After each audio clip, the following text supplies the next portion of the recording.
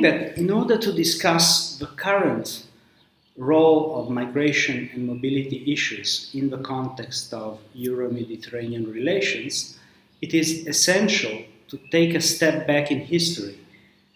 to a period when the current situation has its roots. And that is back in the 90s, when Europe started to erect a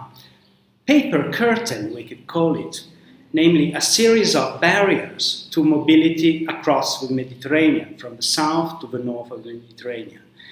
The Iron Curtain had crumbled down a few years before, and in the 90s, visas started to be imposed, border controls started to be enhanced, and mobility, legal mobility for whatever purpose across the Mediterranean became more and more difficult. Then let's jump a couple of decades to 2011. In 2011, with the Arab uprisings, the so-called Arab Spring,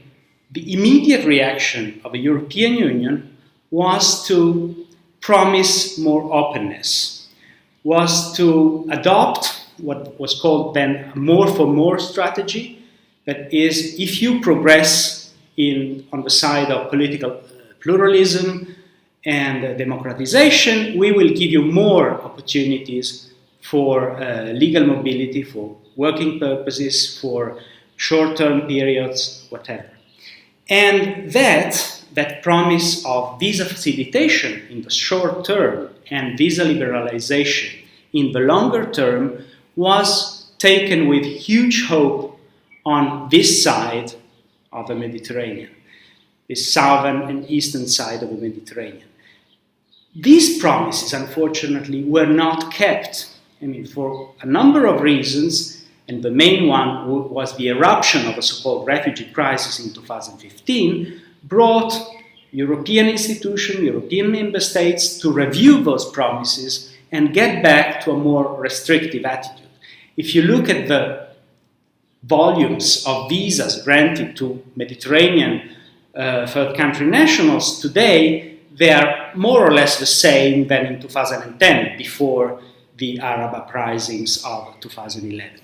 So this created and creates and is still generating a big sense of distance, of even betrayal, and one could say that the migration and mobility policy field is probably the most antagonistic one currently in Euro-Mediterranean relations. It's the one where the EU is most negatively perceived as compared to trade or agriculture or other policy fields. What we are, the interviews, the fieldworks that we are doing in 4 Mediterranean countries in the framework of Medreset are showing this very clearly and are pointing very clearly to the fact that this distance, this feeling of, a real strong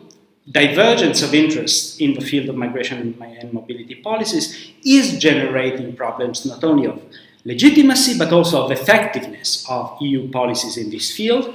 and this is a major problem. What we would like to suggest with our work, and we are exploring this in the relationship and in the dialogue with civil society stakeholders in 4 countries we are studying, namely Turkey, Lebanon, Morocco and Tunisia, is that through a greater involvement of civil society actors, a variety of civil society actors in these sending and transit countries, the European Union could probably achieve a more cooperative governance of migration and mobility that would also be a more effective governance.